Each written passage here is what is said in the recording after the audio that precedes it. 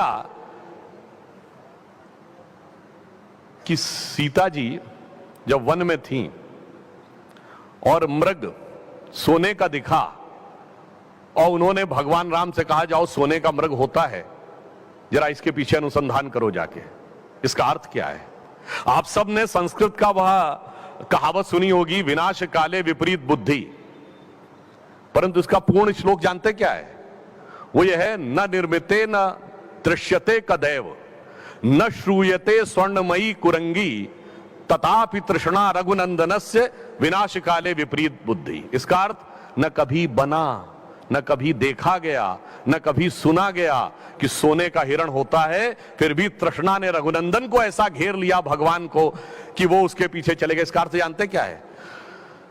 हिरण प्रतीक है मन के सुंदर सुखद आनंद और संतोष का, सोना धन संपत्ति का।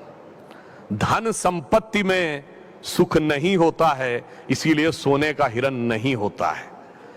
मगर सीता जी जीवात्मा का प्रतीक हैं, वो भ्रम में आ गई तो हम क्या करते हैं भ्रम में आकर, कि जब अंदर की आत्मा हमें बताती है कि इसमें धन संपत्ति में सुख नहीं है, यानी सोने का हिरण नहीं होता है, हम कहते नहीं हमने अपनी आंखों से देखा है, क्योंकि हमें दूर से दिखाई पड़ता है। इसीलिए संस्कृत और हिंदी में मरीचिका शब्द है, मृग मरीचिका। और फिर हम क्या करते हैं, राम जी को भेज दिया सोने का हिरण खोजने, यानी अपने अंदर की सारी परमात्मा की शक्ति को लगा देते हैं सोने यानी धन संपत्ति के अनुसंधान में। बस वहीं आकर जो आसुरी शक्तियों का रावण हमें घेर लेता है, यह इस बात का प्रतीक है कि हमें मन को कहां केंद्रित करना है और कहां नहीं केंद्रित करना है। और इसमें एक और वाक्य अंत में कह दूं, ये रावण के जब 10 सिर कटते थे तो एक सिर कट के दूसरा क्यों खड़ा हो जाता था, और भगवान इसको रोक नहीं पाते थे। और अंत में कहा गया कि नाभि पे जब वो आक्रमण करेंगे, नाभि ध्वस्त होगी तभी उसके सर उगने बंद होंगे। उसका कारण जानते क्या है? रावण के 10 सिर 10 इंद्रियों के प्रतीक हैं। एक सर कटता है, दूसरी इच्छा पूरी हो जाती है, तो इसका अर्थ हुआ किसी इंद्री की कोई इच्छा पूरी करिए वो तुरंत दोबारा आ जाएगी और भगवान भी उसे रोक नहीं सकते। केंद्र में आकर जानते कैसे रुकता है? एक सर्किल होता है ना, वृत्त, वृत्त की परिधि पर घूमते रहिए, उस वृत्त का कभी अंत नहीं मिलता है। एक चक्कर काटेंगे दूसरा चक्कर आगे दिखने लगता है। इसलिए जब तक आप परिधि पे रहते हैं सर कटकर उगते रहते हैं, जब वृत्त का केंद्र में जाते हैं तो आपको वृत्त का वहां पे मूल स्रोत समझ में आता है। यह इस बात का प्रमाण है कि क्यों नाभि पर जाकर यानी अपनी आत्मा के केंद्र में जाकर हम यह तय करते हैं। इसलिए मैं सिर्फ यह कह के विषय को समाप्त करता हूं कि स्वतंत्रता के इस अमृत महोत्सव में हम विश्व के सबसे युवा देश हैं, यह सत्य है, परंतु यह पूर्ण सत्य नहीं है। पूर्ण सत्य यह है कि हम सबसे युवा देश और सबसे प्राचीन सभ्यता है। We are the youngest nation and the oldest civilisation. इसलिए हमने बहुत कुछ किया है, परंतु अभी भारत के वास्तविक स्वरूप को आगे बढ़ाने के लिए बहुत बड़ा यज्ञ बाकी है। इस सब में हम सबको योगदान देना है, मिलकर देना है। तो मैं अटल जी की पंक्ति कह के विषय समाप्त करता हूं, आहुति बाकी यज्ञ अधूरा। और कभी कभी अपने ही लोग इन विचारों के खिलाफ खड़े हो जाते हैं। तो आहुति बाकी यज्ञ अधूरा, अपनों के विघ्नों ने घेरा, अंतिम जय का अस्त्र बनाने नव दधीच हड्डियां गलाएं, आओ मिलकर दिया जलाएं, आओ मिलकर दिया जलाएं। धन्यवाद।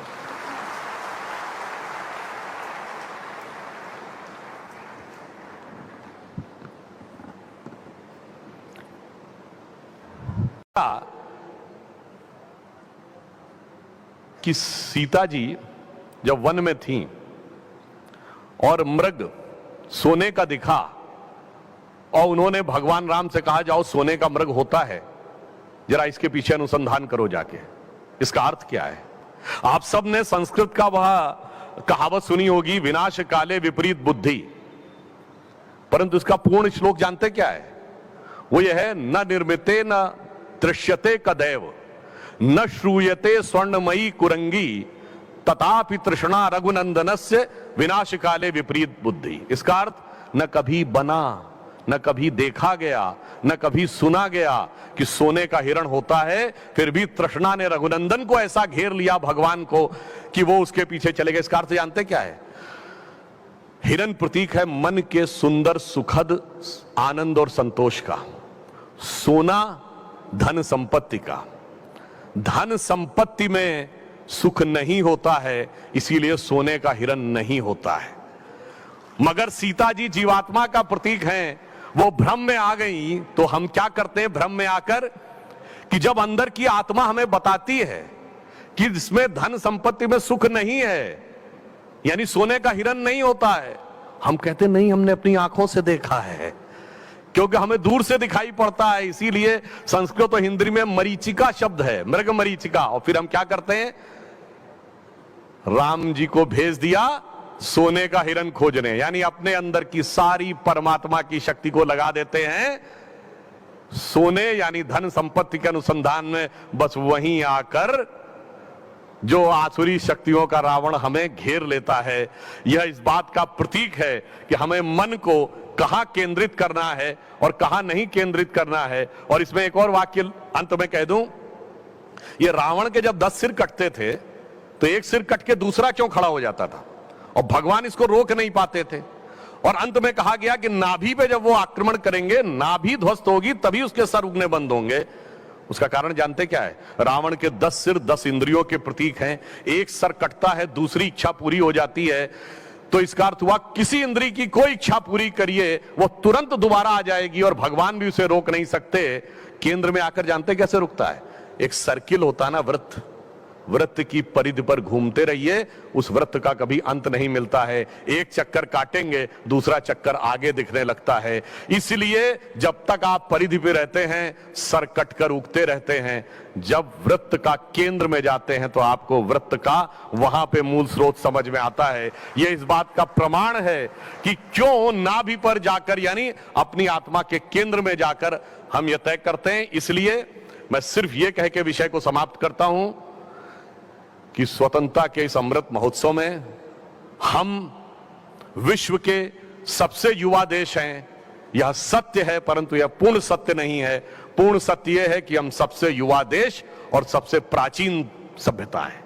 We are the youngest nation and the oldest civilisation. इसलिए हमने बहुत कुछ किया है, परंतु अभी भारत के वास्तविक स्वरूप को आगे बढ़ाने के लिए बहुत बड़ा यज्ञ बाकी है। इस सब में हम सबको योगदान देना है, मिलकर देना है। तो मैं अटल जी की पंक्ति कह के विषय समाप्त करता हूं, आहुति बाकी यज्ञ अधूरा। और कभी कभी अपने ही लोग इन विचारों के खिलाफ खड़े हो जाते हैं। तो आहुति बाकी यज्ञ अधूरा, अपनों के विघ्नों ने घेरा, अंतिम जय का अस्त्र बनाने, नव दधीच हड्डियां गलाएं, आओ मिलकर दिया जलाएं, आओ मिलकर दिया जलाएं। धन्यवाद।